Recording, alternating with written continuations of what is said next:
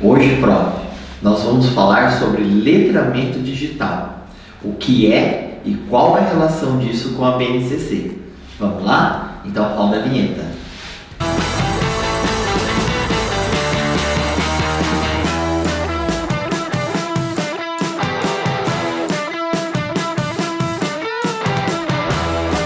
Prof, antes da gente falar sobre letramento digital, vamos pensar um pouco sobre essa questão do letramento, né? O que é o letramento?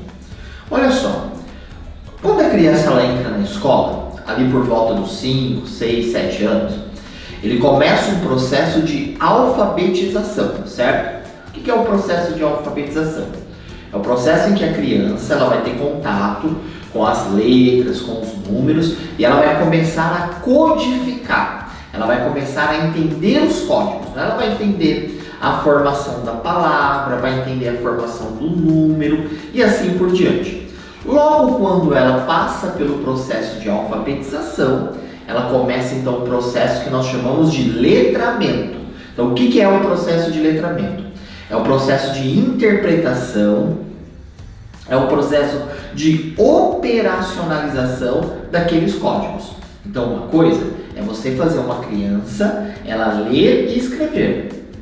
Outra coisa é você fazer com que a criança ela interprete um texto, ela realize uma operação matemática, ela consiga realizar e resolver, não apenas realizar, mas também resolver um problema. Isso é letramento, né? Então esse termo letramento ele vem desde a década de 80, quando inúmeros professores, principalmente do ensino fundamental 1, né, começaram a trabalhar com esse conceito. Então, desde a década de 80, sabia-se que não bastava mais apenas a alfabetização. Era necessário que essa alfabetização ela tivesse um aprofundamento e os estudos para esse aprofundamento começaram a se chamar de letramento.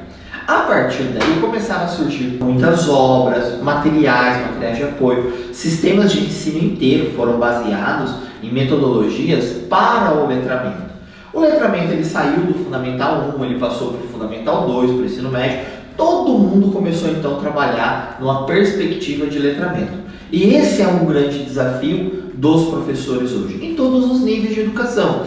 É muito comum, eu tenho certeza, né, prof, que você já passou por isso. Você está lá no sexto, sétimo, primeiro ano do ensino médio, primeira série do ensino médio, e você de repente tem um aluno que ele sabe ler, mas ele tem muita dificuldade para interpretar, para fazer um cálculo básico e assim por diante. Então o processo de letramento é uma continuação do processo de alfabetização. A gente pode resumir ele grosseiramente dessa forma, né? É um processo em que ele vai então codificar e interpretar aquilo que ele está lendo, aquilo que ele está calculando, né? Isso serve para todas as disciplinas, apesar de eu ter um foco aqui na minha fala em língua portuguesa e matemática, né? Que são as discussões mais comuns, mas isso serve em toda a disciplina. Eu mesmo sou professor de história, eu trabalhava muito com essa questão, estudava muito essa questão quando estava em sala de aula, porque eu também tinha as mesmas dificuldades que o professor de matemática e o professor de língua portuguesa em sala de aula. Então essa é uma discussão que ela perpassa todas as disciplinas. Agora, com a publicação da Base Nacional Comum Curricular, apareceu ali um eixo, né, uma determinação nova chamada de letramento digital. Então, quer dizer então que eu não tenho mais agora apenas conteúdos de língua portuguesa, de matemática, de ciência e de história. Quer dizer que agora eu tenho mais uma determinação, mais uma obrigação de trabalhar dentro da minha disciplina um letramento chamado letramento digital. É isso? É exatamente isso que você tem que fazer a partir de agora. Então, a BNCC, eu vou até ler um pedaço aqui da BNCC publicado em 2018.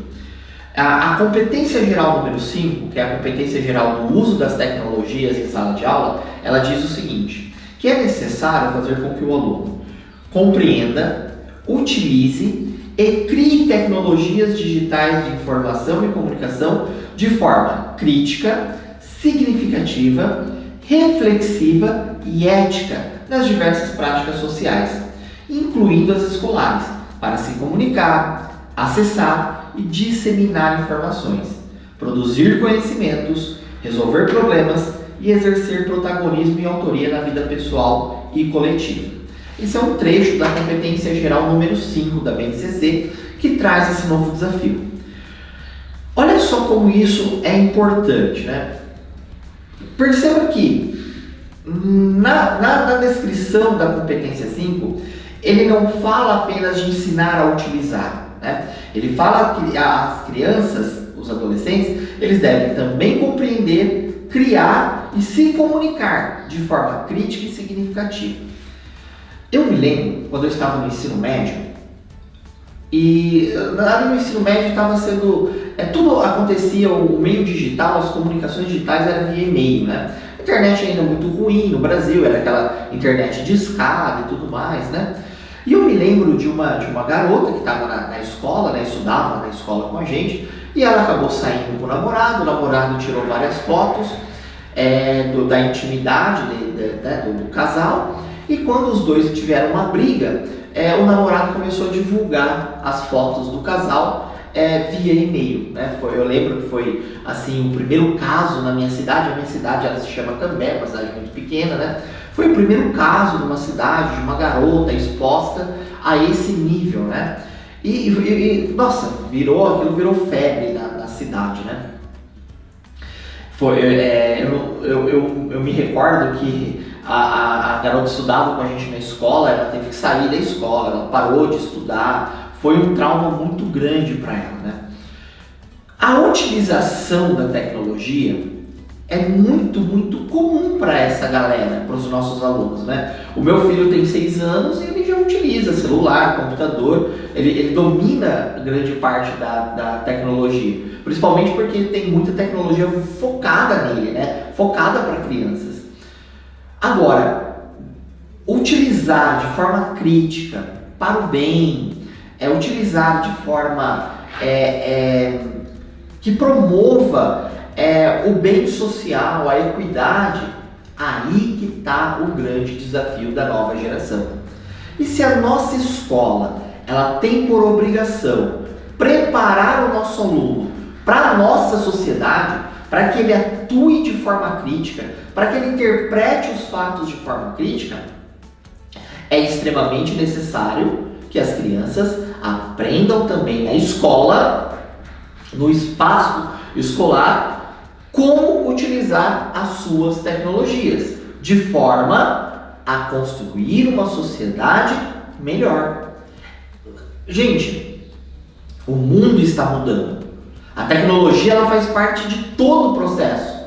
Se você está me assistindo agora, é porque você conhece e você domina alguma espécie de tecnologia. Porque se você não dominasse, você não estaria me vendo.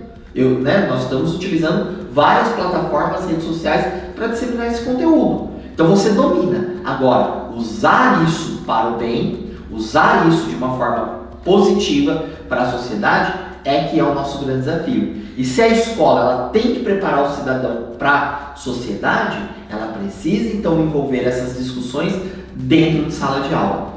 Nos meus cursos, eu sempre digo aos professores que eles não precisam dominar a tecnologia, eles não precisam saber tudo da tecnologia, mas eles precisam conhecer a tecnologia, saber separar essas tecnologias, porque cada tecnologia tem uma determinada função, e aí então promover a aprendizagem em sala de aula com base nessa curadoria que o professor ele realiza.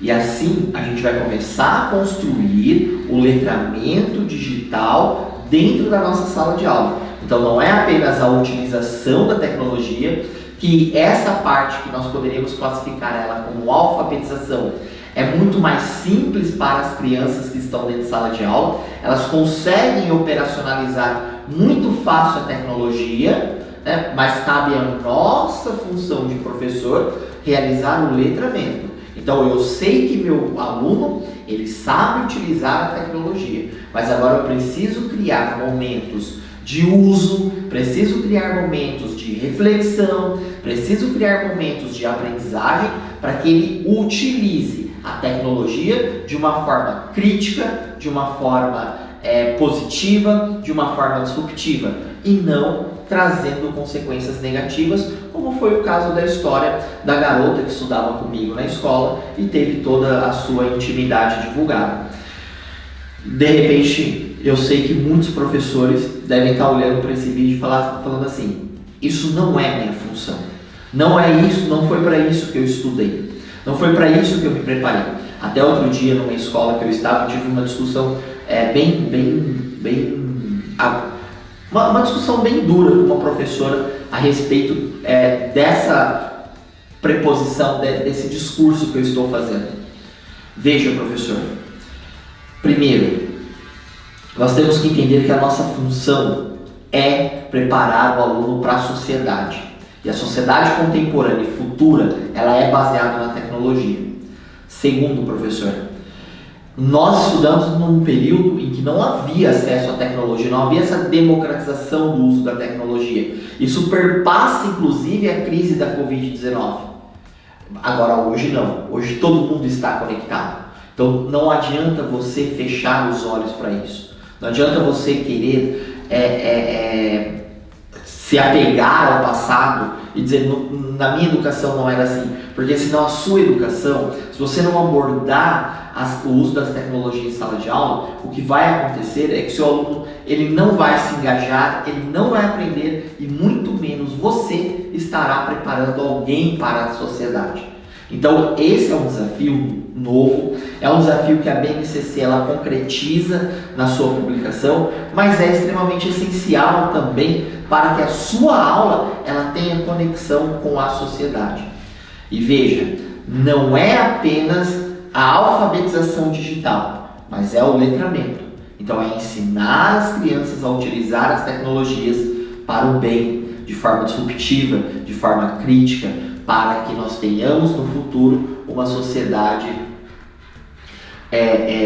muito mais crítica, muito mais responsável no uso da tecnologia. Eu vou terminar esse vídeo agora e eu vou terminar com uma coisa bem polêmica. Eu percebo no Brasil, eu viajo muito no Brasil, nesse último mês eu estive em 3 estados, né, fazendo visitas a instituições de ensino, a secretarias de governo e assim por diante. E eu percebo no Brasil que há um movimento que está destoando muito, né? O movimento dos professores e o movimento dos gestores, né? Eles estão prestes a se colidir, né? De um lado os professores, de outro lado os gestores. Existe um congelamento de salário aí de muitos governos há muitos anos, pouca valorização e assim por diante. São problemas crônicos da educação. E muitos professores que eu converso, que eu ando no Brasil inteiro, eles dizem assim: esse governo que não sei o que lá, que foi promovido à base de fake news, né? Eu uso muito essa expressão. O governo que foi promovido, foi eleito à base de fake news. Eu, enquanto professor, Thiago Mariano, não vou emitir a minha opinião sobre isso. Mas independente do lado que você está, eu não quero politizar esse vídeo, mas independente do lado que você está, olhe para você, olhe para o seu mundo, olhe o quanto de informação distante, informações que se chocam o tempo inteiro, você recebe no WhatsApp, você recebe no Facebook, você recebe no Instagram, você recebe no seu e-mail, enfim. Olha como esse mundo está dividido e politizado.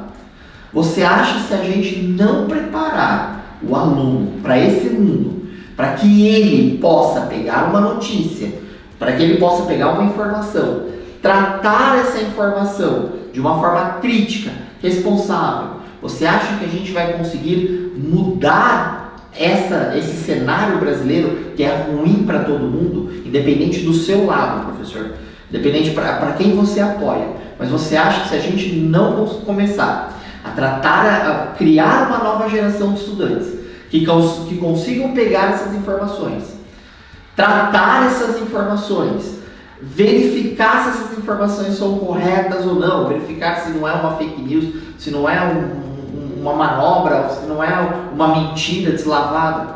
Você acha que nós vamos conseguir mudar esse cenário brasileiro de informação e contra-informação que nós estamos vivendo?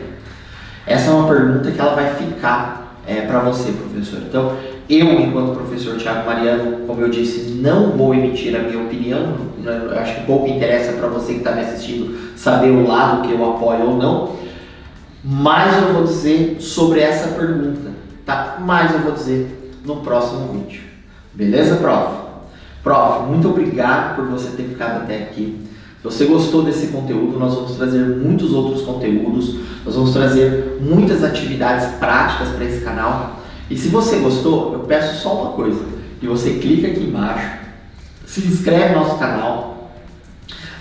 No Instagram, o meu Instagram é @professor Thiago Mariano.